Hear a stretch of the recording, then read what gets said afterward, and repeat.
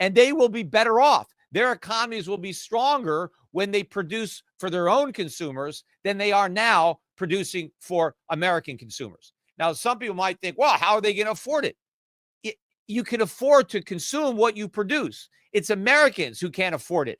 You have to produce it. If you produce something, by definition, you can afford it because you've afforded to produce it, right? Once it's there, you just consume it, right? What you need wealth to produce it. You need the equipment. You need the factories, the supply chains, the raw materials, the skilled workers. So it's the foreign consumers that can actually afford stuff. It's the Americans who can't. And that's going to change when there's a realignment of the currencies, which exactly is going to happen. The dollar is going to go down, their currency is going to go up, and they're going to buy the stuff that we can no longer afford. The real economic damage is going to happen in the United States. But people don't know that yet. That's why the dollar keeps going up. That's why the U.S. stock market goes up, because people are clueless as to how this whole thing is going to shake out. I am as confident as ever that I know how it's going to shake out, because all the big picture stuff that I've been saying for 15, 20 years, it's all playing out according to the way I scripted it. Anyway, I want to move forward and just talk about this smoking gun information that I just got an hour before I did this live podcast. Now, you know, I've been trying for 2.5 years to get the IRS to turn over documents that I requested under the FOIA law, where I have a right, freedom of information. I requested documents regarding conversations and correspondences between the IRS and other J5 members and OSIF about me and my bank and the press conference to announce the closure of my bank. Now, remember, my thesis and the basis of my civil rights lawsuit that I recently filed was that they all lied, that my bank was not shut down because it was insolvent or because of any compliance issues. It was shut down as a PR stunt for the J5. And that, contrary to what IRS Chief Jim Lee said at the live press conference that is up on my YouTube channel that they did on June 30th, 2022, contrary to his claim that OSIF decided to shut down my bank all by itself, that the IRS and the J5 had nothing to do with it, but they just happened to show up at this press conference to announce their support. I've said that was all BS. I said there's no way that happened, because the OSIF commissioner enthusiastically supported the sale of the bank. She had no problem with the compliance. She had no problem with the capital. She was all smiles when I introduced her to the CEO of the company who was buying the bank and their in-house counsel. She loved the idea. She welcomed them to Puerto Rico. She thanked me for organizing it. She said, Mr. Schiff, I hope you don't move out of Puerto Rico after the sale of your bank is completed. And I said, no, I love it here. I'm going to stay. I've got other businesses. But I always knew that what happened at that press conference was a packet of lies. But I didn't have the proof until now, although actually I got some proof before. But I got the smoking guns today. And so I mentioned on this podcast that they gave me finally, after like 2 years or a year and a half of asking, I forget, they finally gave me 335 pages that they claimed a year and a half ago they didn't even have. They finally gave me these pages, and they were almost all redacted. But I found in a couple of unredacted comments on some heavily redacted pages, I found out that the IRS knew about the press conference to shut down my bank 3 months before it happened. So that was the first piece of hard evidence that showed me there was a conspiracy to shut down my bank. And that was the basis of my lawsuit, because I finally had something to file a claim in good faith. It wasn't just a hunch. I had some hard evidence that they were working together, but I knew there was more evidence because everything was redacted. So I filed a lawsuit against the IRS separate from my civil rights lawsuit. I filed a lawsuit to force the IRS to unredact the information that they inappropriately redacted. And they initially said, no, we all the redactions were appropriate. Well, we haven't even had the hearing yet, and they've already said, okay, you know what? On second thought, there's a few things here that we shouldn't have redacted, and we're going to unredact them. So they resupplied me with all 335 pages.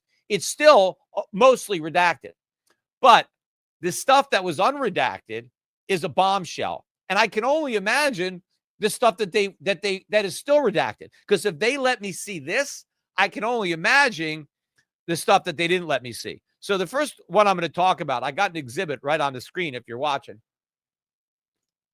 This is an email, and it's a screenshot because the file was sent away. I haven't been able to print it out yet, so I took a screenshot as I'm reading, these documents. So this is an email from a guy named Justin Cole, who works for criminal investigation in the IRS, and he's part of Jim Lee's team, who is the former chief of the IRS, the top cop at the IRS, who is himself a criminal. He now works in the private sector at Chainalysis. Anyway, so this is an email from James Lee's underling, dated Tuesday, the 24th of May. Now, this is a month and a week before the press conference to shut down my bank. Here's what the email reads. Looks like flights will work with no problem to the planned OSIF event. This is the first time they let me know it was an OSIF event. I just assumed it was OSIF because it was redacted before. They unredacted that. I will coordinate with Matt Line and Mike Baratori some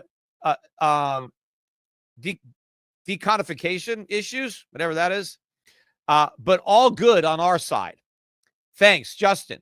And then he writes, from the call with OSIF Commissioner Natalia Diaz today, general schedule would be as follows. June 30th, that's the date of the press conference. So they've scheduled the date of the press conference 5 weeks before, and now they have an outline, and they've redacted that of like what's going to be said and who's going to speak, right? So they've scheduled the whole thing. They planned the whole thing. Now, remember, as of that date, the same person, Natalia Diaz, who had agreed with the IRS to have a press conference to announce the closing of my bank, she was telling the bank, me, and the buyer of the bank that she was still considering the sale. She was asking us to supply additional information to review so that she could approve the sale when she had already made a secret deal with the IRS to shut down the bank. So she's lying to us the whole time, pretending that everything is good. Meanwhile, I'm putting more money into the bank to keep the capital at a good level, and she knows that I'm just flushing my money down the toilet, right? So this is proof, right, that this was not something that just happened. The IRS was involved in the process to shut down my bank, and I'm about to show you proof of exactly why that was done. So the next email I'm going to look at.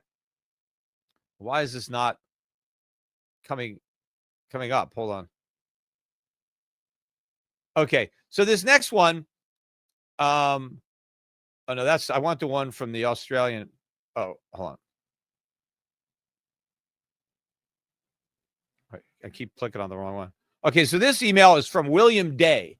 William Day is the head of the Australia ATO. He was also interviewed on the defamatory 60 Minutes broadcast that was already removed from the internet. So this is an email from the head of the Australian ATO, one of the J5 nations, to Jim Lee, the head of the IRS, J5 division, whatever.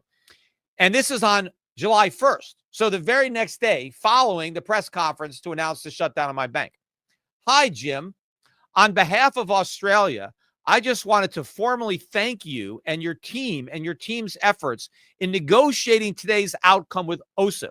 So there's an admission that what happened with OSIF and my bank was negotiated between OSIF and the IRS, which refutes the lie that Jim Lee told that OSIF came to its decision to shut down my bank and lie about the reasons for shutting it down independently. That the J5 had nothing to do with it. The IRS had nothing to do with it, but they just want to take the opportunity to say that they support the decision.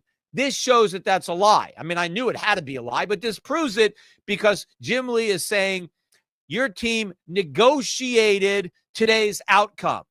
And who knows what was in the negotiation? What did the OSIF commissioner get in exchange for doing this? Because I've always thought there was a quid pro quo. I don't think she knifed Puerto Rico in the back for no reason Obviously, the IRS promised her something, and I'm hoping to find that out. It's probably in a lot of these redacted emails.